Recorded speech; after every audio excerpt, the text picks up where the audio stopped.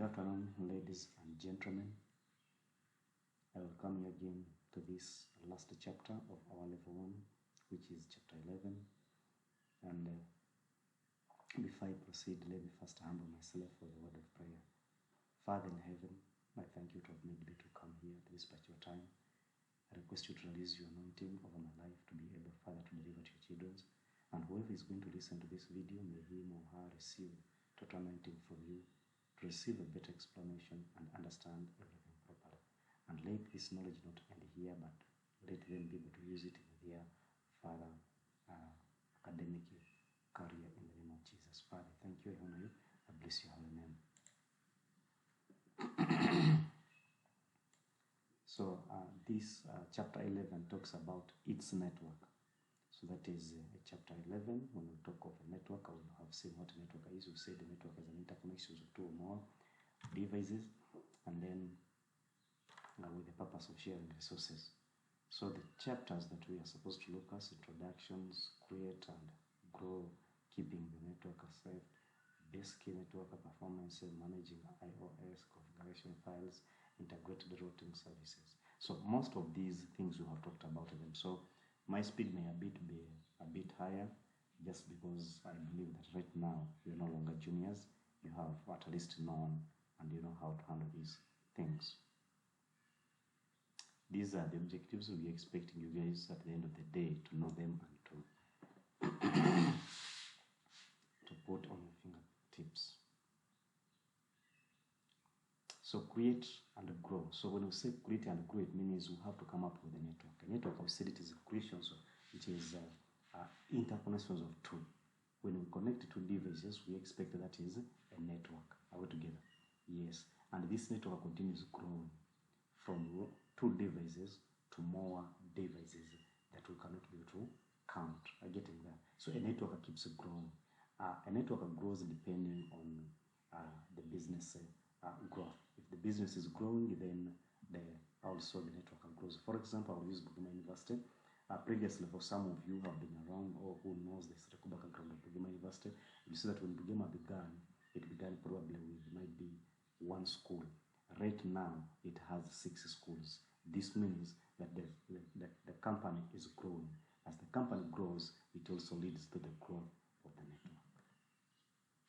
So small network topology. So you can see that this thing that we saw it in chapter 3. So this is how the network grows. And this is already a network, one network connected to what? To the ESP or to the one. Then device selections for the small networks. You'll see that we have this one is chapter 4, where we talked about the cables and the devices, expandable, modular, and manageable switches. Altogether, we said modular, these are the ones that can be able to allow us to install into the extension slots. Are you getting that? If the ports are not enough, we can be able to install other more ports. These manageable switches, these are the switches that can be able to be accessed remotely or can be managed on remote access, or they have security in them. IP addressing for the small networks. IP addressing schemes should be planned, documented, and maintained based on the type of the devices receiving the addresses. So in networking, we normally carry out documentation altogether. So you write documentations, each device is giving it its an IP address. Which MAC address does it use, and which PC is that? The name, you put the IP addresses and all of them, you write them down, so that in case if another person comes, he knows where to begin from. Examples of these devices will be a part of the IP design. End devices for users. End devices have to be documented, servers and peripherals. Are we together? Hosts that are accessible from the internet. So all these need to be put into the documentation. Intermediately devices, those are routers, modems, and other more devices, or layer 3 switches altogether. Planned IP schemes helps the administrator track devices and troubleshoot altogether. So if you put down the documentations, it will always assist you to troubleshoot problems. In case if any problem occurs on a certain device, it becomes easier to troubleshoot it because it is documented or it is properly planned or named. Control access to the resources. So you always control access to the resources depending on who is supposed to access which one. Redundancy in the small network. So redundancy helps you to eliminate single port failures altogether. As you know that we use mesh topology, whereby you can be able to move packets from different from different nodes. If one node is blocked, then the packet can use a different route. Therefore, you create redundancy, flexibility within the network that a packet cannot get lost. Improve the reliability of the network. Altogether, so design considerations for small networks. The following should be included in the network design. Secure files and mail servers in the centralized locations. I'm getting that. So we need security for these devices. Protect the locations by physical and logical security measures altogether. So we protect the locations where these servers are located in their servers, and you can select, we have a server room, and not everybody that is allowed to enter there altogether. Yeah, because there are some sensitive gadgets that are supposed to be kept safe properly from different people. So create redundancy in the server's farm. So you create flexibility in the servers. That is redundancy. So that when we pick pages, the web pages cannot be exhausted within the server. There are duplications of them. There are so many of them that many people can be able to request, and the server cannot complain that I'm running sort of what? Of web pages. Configure redundant path to the server. Redundant path to the server so that much more routes can be used to access the server to avoid being terminated completely from the server.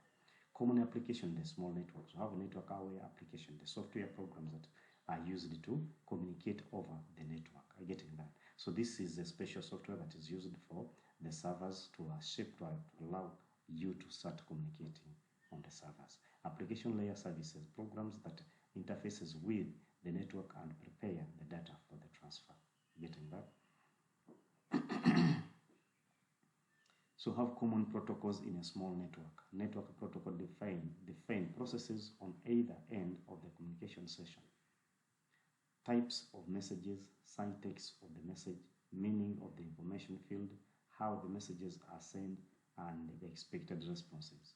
Interactions with the next layer and the next lower layer altogether. So this is the stack, or the model, the stack when a packet is passing through which layer or which model, depending on the communication.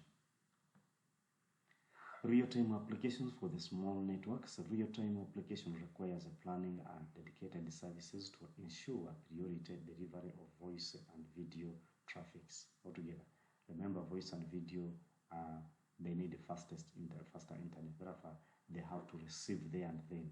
So that is real-time applications. You cannot configure them when you know that your network is not proper configured, or it's not proper secured, and its performance is still down.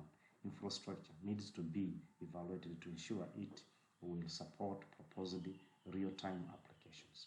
So the infrastructure that you have put down, the layer down that you have put down, should be able to ensure that it will meet the requirements of voice and videos communication.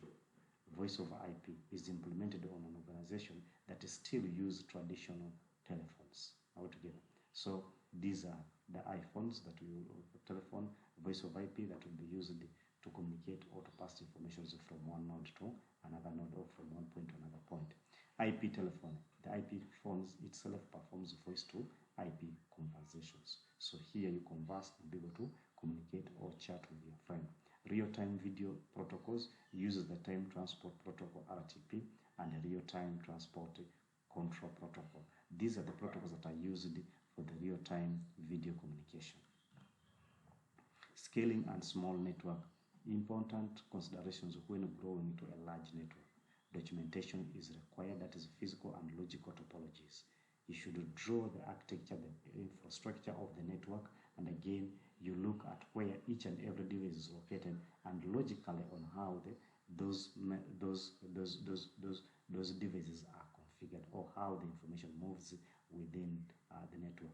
Device inventory, list of devices that use or comprise the network. So you have to list down the budget and itemized item expense, item including the amount of money allocated to equipment purchase for that physical year altogether.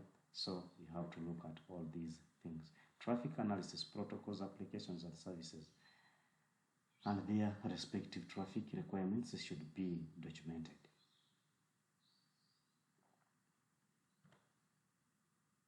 Protocol analysis of small networks.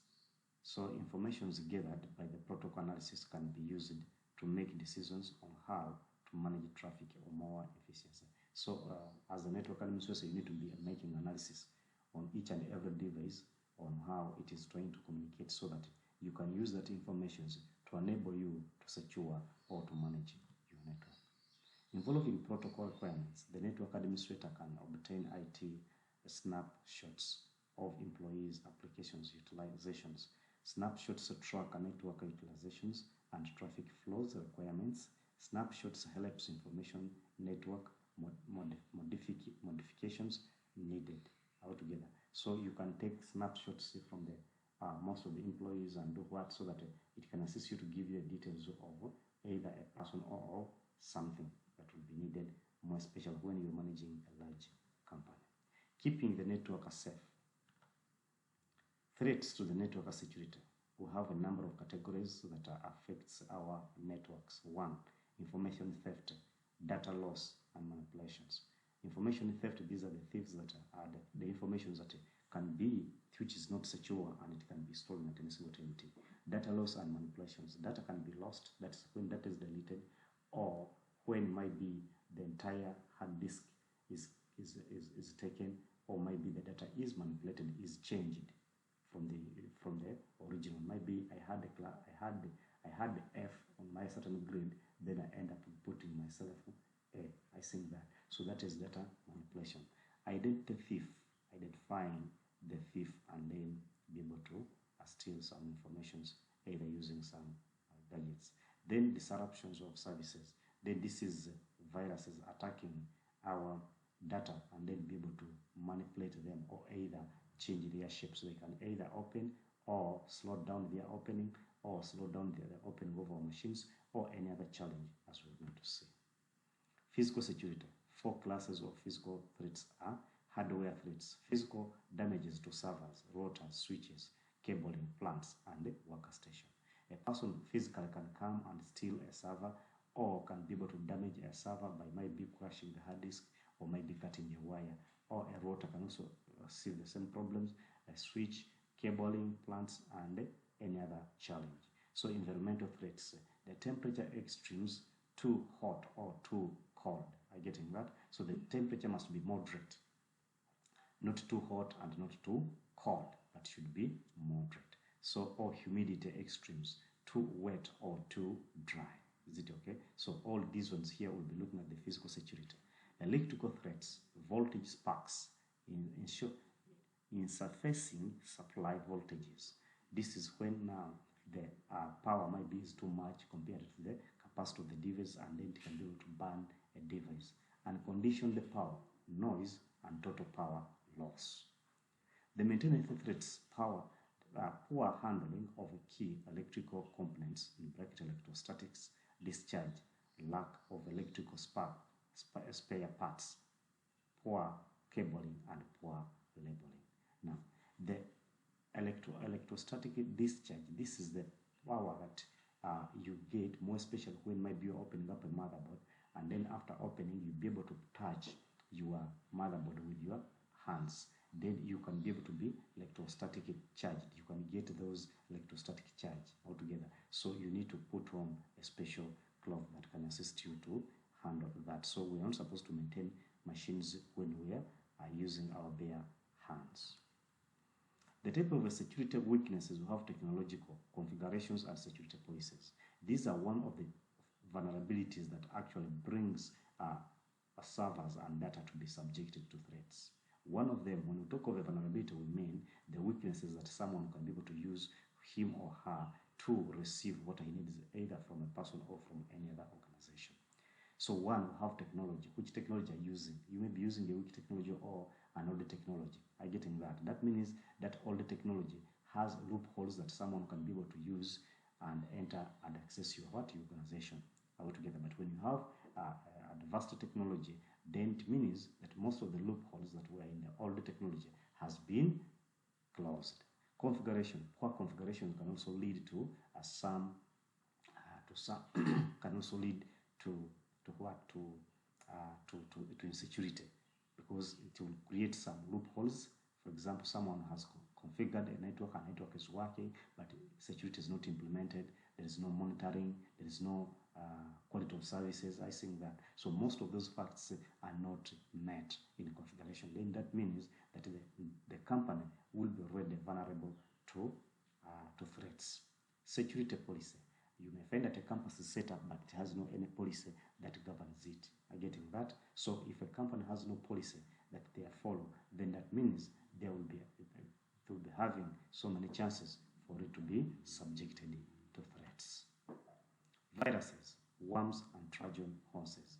A virus is a malicious software that is attached to another program to execute a particular unwanted function on a workstation altogether. A virus, whenever it attaches a computer, it makes duplications of different copies over it, and then it may end up even slowing down the opening of the machines and even lower down the performance of our computers altogether. Trojan horses an entire applications written to look like something else, when in fact it is an attack tool. So a Trojan horse is so dangerous virus that always for it, whenever you try to look at it, it tends to be a very good applications or software that someone may be able to use. Then he proceeds trying to download it, yet in actual sense it's not a software, but it is an attacker from somewhere. A worm are self-contained programs that attack systems and try to exploit a specific vulnerability in the target. The worm copies its program from the attacking hosts to the newly exploited systems to begin the cycle again. So with a worm is also a very dangerous virus that always, whenever one machine is affected on the network, the rest of other computers that are connected on the same network, it will make the copies of itself and then distribute them to all those machines altogether. So it means one machine on the network, when it is affected by one, even others that were not affected will get a copy from the one that is affected.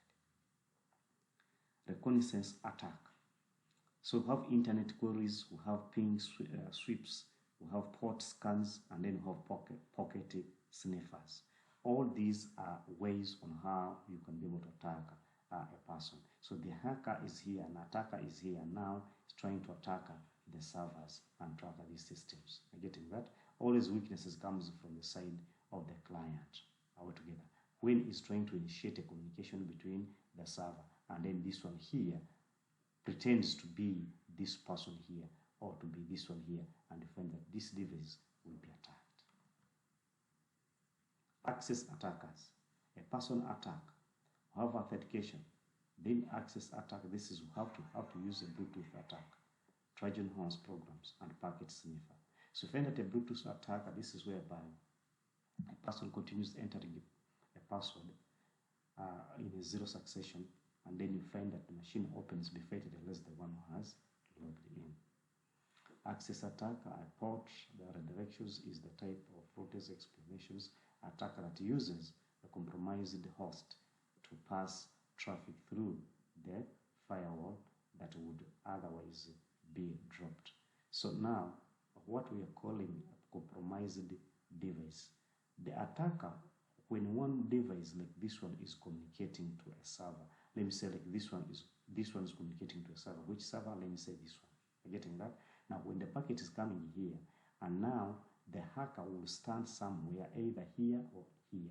What he will do, then as this one is communicating, then this one here will assume as if is one of this network that is here. If this server is not intelligent enough, this hacker here or attacker will end up get a chance to go through the firewall. Are you getting that? The security that you have put there, and then it will be able to go through and find itself where here, because it pretends to be among the devices that are attached on that network. So he claims to be one of the network users, yet he is not a network user. So is here you can see that is setting multiple multiple packets, so that he can be able to receive a chance of accessing, of getting what he needs. And these are, sometimes we call them denial of what? Of services attack, which is DOS. And this one is denial of services, which are always sending the packets for either the purpose of collecting information from the information from the organization, more especially the targets major, the targets high officials, like for example the VC, the manager, are getting that in companies. Backup, upgrade, update, and purchase. Upgrade, update, and purchase, it seems to be the same. They are all the same. These ones here. Upgrade. Antivirus software can be detected. Most viruses and many Trojan horses applications and prevents them from spreading in the network. Keep current with at least versions of an antivirus software. Install updated security patches altogether. So when we talk of patches and updates, we can install because we can work on these threats or these viruses. The only way how we can work on that is to install a firewall. We said that a firewall can be a software or a hardware. Then in this case, we can use a software which is an antivirus. An antivirus, it becomes better or more secure when it is receiving the new files or new updates from the server or from the website of a manufacturer or of a developer. I'm getting that. And then you keep updating them. And even other hardwares like the mouse, the keyboard, the monitor, they need to be receiving purchases from the what? From their manufacturers for proper security. Authentication, authorizations, and accounting. These are AAA or A-tubed. Authentications, a user and an administrator must prove their identity. That is an authentication when you are being authenticated to prove who you are in the device or in the administration. Authentication can be established using the username and the password. Combinations, challenge and responses, questions, token, cards, and other methods altogether. So you can be able to use, if you have a username, provide it. If you have a password, provide it. If you are in other world challenges, then you can be asked a token card. You can be asked the card to verify that probably you are a worker of Bugema University or a student of Bugema University. If you don't have an ID, then that means you are not what you claim to be. Authorizations determines which resources the user can access and the operations that the user is allowed to perform altogether. So in organizations, when we make servers, for example, I will use the ERMS of Bugema University. You know that we have students portal and we have staff portal. Staff portal is also divided into a number of activities. We have lecturers and then we have administrators altogether. An administrator will be a person who can be able to be an overall and see each and everything. For example, like a manager or the VC of the company altogether. But a teacher or a lecturer, he has also his limitations where he need to do. He need only to approve the courses of a student. Whereas the student of that system, he has only the chance to select the courses, but he cannot prove them by himself. I think that. Therefore, you find that each system that is done, you are given a certain responsibility, and that is authorizations. You are given a certain resource that you're supposed to access, and for how much, for how long, for what can you be able to access. I'm getting that. You can't select the courses and again prove yourself. Is it okay? So you are given one service. You select the courses, but someone else is approving you and someone else is registering you. That is in the registrar's office. So that is what we call authorizations. Now we have the word accounting or accountability. Records that the user accessed, the amount of time the resources is accessed, and any change made. Therefore, when you opened up that account, you'll be recorded or you'll be required, you'll be responsible for any account or anything that is done within that particular account altogether. If I give you my account of a lecturer and then you start using it, then whatever you do there, whether you do wronger things, I'm the one who will be accounted for, because they will not look at you, they will see that I'm the one who has changed everything. Therefore, whatever is done there, you, the owner of the account, you'll be questionable or accounted for. Firewalls. A firewall resides resides between two or more networks. It controls traffic and helps prevent unauthorized access. Altogether, methods used are packet filtering. We can filter packets. That's when we talk of packet filtering, it means packets are flowing in, and there are some packets that are not accepted to go through, and there are others which are not supposed to go through. I getting that. For example, I may go at the gate and tell the gatekeepers and say, please, you get guys, whoever doesn't have the Bugema ID is not allowed to enter. That means all those who comes entering into the main gate, whoever doesn't have the Bugema ID to indicate whether is a work of Bugema University or either is a student of Bugema University or a staff of Bugema University, therefore, he is not allowed to go through the gate. That means I will have put a firewall there altogether. That's already a firewall. So there is no one who will enter without the card. That means I will filter. There are some packets that are going to pass and others are not going to pass. Those who have cards are the ones to be allowed to pass, and those who don't have will be limited to pass, and therefore they will be filtered.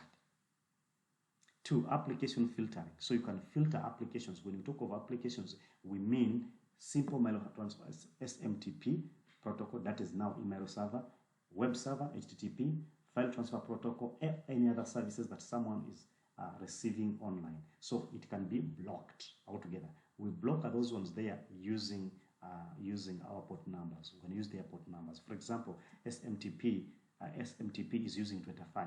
We can block a POP, that is post office. It uses 110 altogether. We can block HTTP, which is using 80 altogether, and other more ports, as you know them. Then you can filter depending on the URL filtering. When you look at the URL filtering, this is some port protocol. These are some of the URL, the Uniform Resolution Locator websites that are coming from outside. For example, I may decide to filter a YouTube. What I'll do, I'll look at which type of the YouTube you guys you are accessing. For example, you are accessing pornographies, and I don't want you to access pornographies in my company. What I'll do, I'll look at that particular link where you guys, or that website, that part, that page, and the index.html that you guys you are using. When I pick that one there, and then I will filter it, I tell the server that any packet related to that should not be able to pass the server, and automatically my firewall will be able to locate, and it will not allow that packet to go through. Stateful packet inspections, ISP. Incoming packets must be legitimate responses to requests from the internal hosts altogether. So they should be required packets that are supposed to reach the destination. Endpoint security.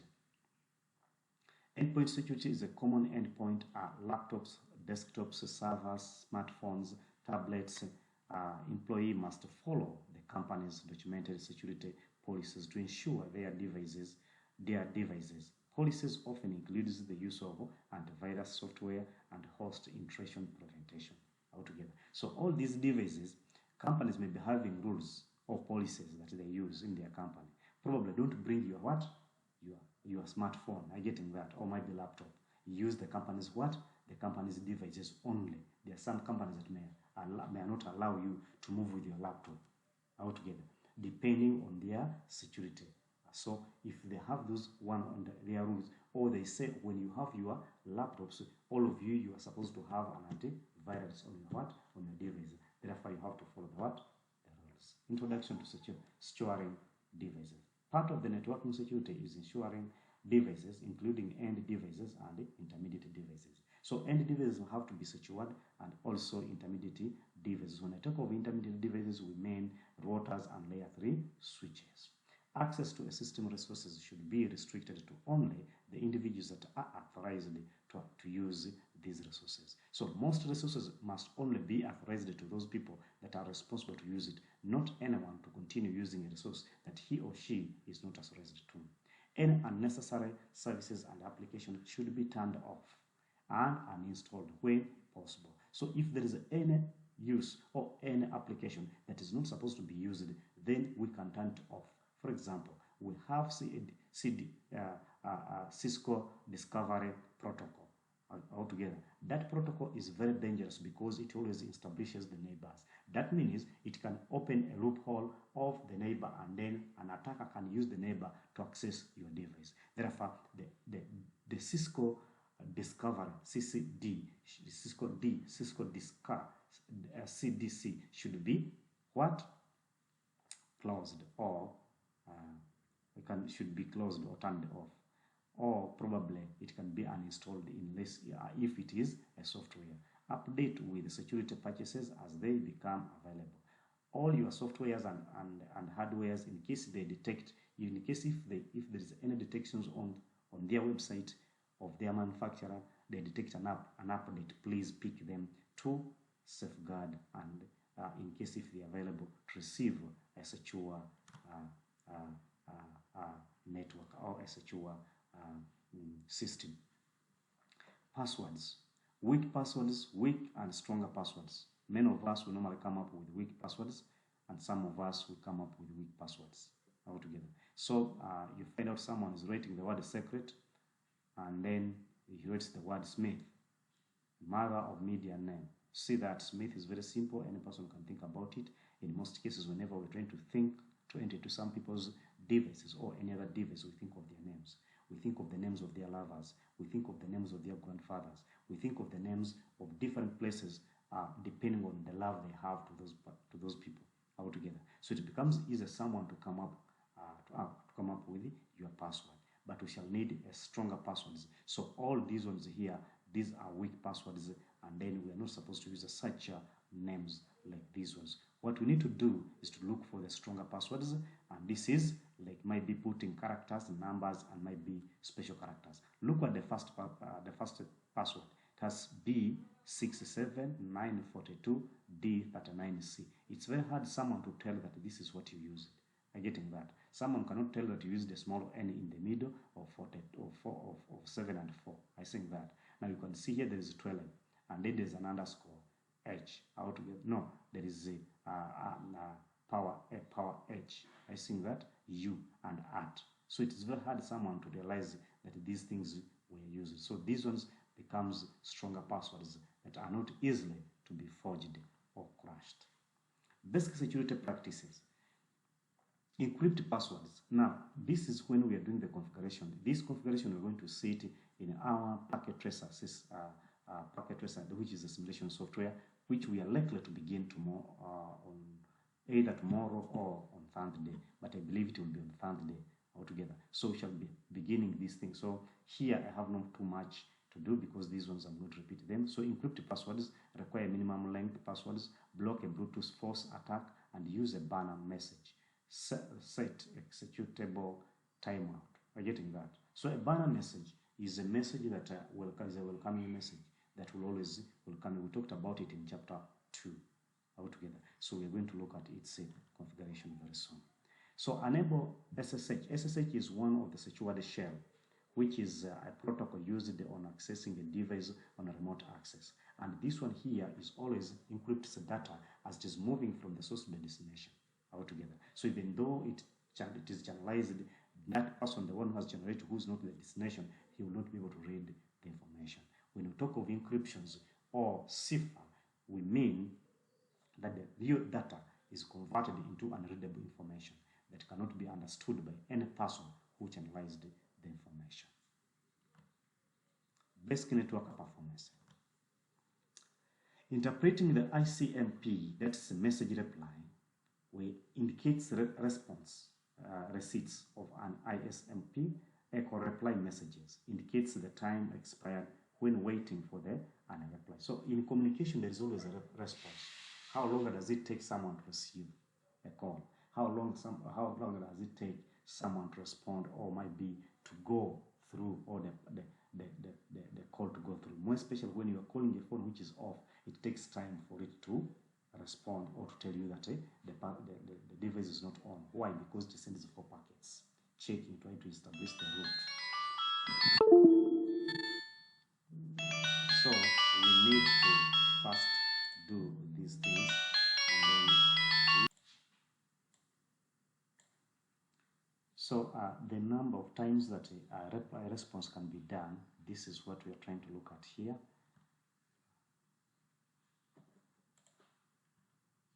And then ranging extended peak.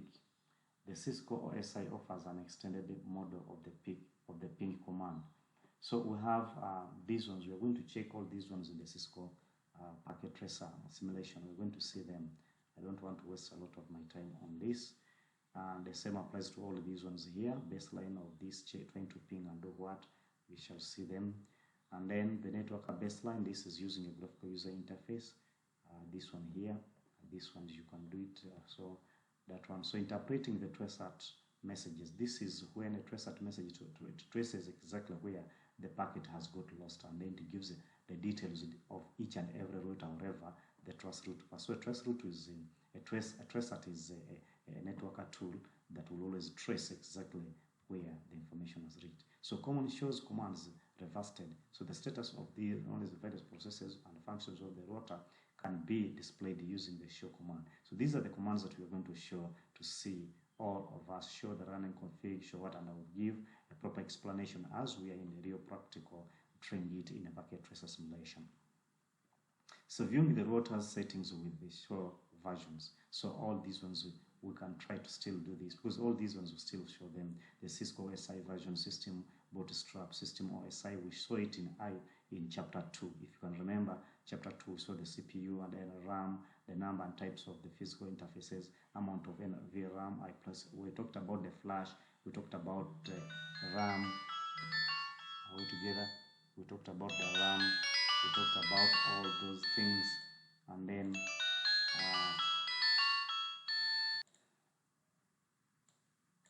so most of the things we are talked about, and we shall continue talking about it. Viewing the system, we shall see this. This is command line. And then talk IP, we shall talk about the IP command options, configure display, all these ones shall talk about that there. And then common ARP common options, and this is now, we talked about this one's chapter, I think in chapter 3, ARP, address resolution protocol. Show a CDP protocol. This is what I've just told you, that always establishes the neighbors, and then it has a problem because it may create loopholes altogether. So managing OSI configuration files, you can manage OSI configuration files, and managing them you have to use the show file systems. We shall show this one. We shall see this one in our packet tracer. Most of the things, so those one pertaining packet tracer, I'm not going to give details, so even the same applies to this. This is storing the backup of what you have already configured, and you have already kept them into the system. Then backup and restore using HTTP, these ones here which I talked about in our chapter 2. I talked about this, and then we look at using the USB interfaces on these Cisco routers. These ones here, we discuss them. And then copy running, configuration flash, and all these ones we talked about them, and we shall continue talking to them. Integrated routing services.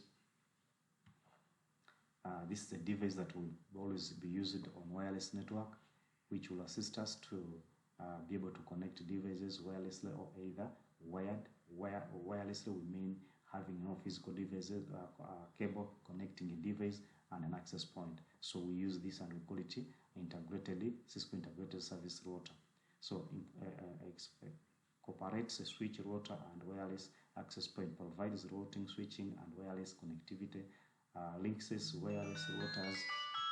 Routers are simple in design and used in a simple network.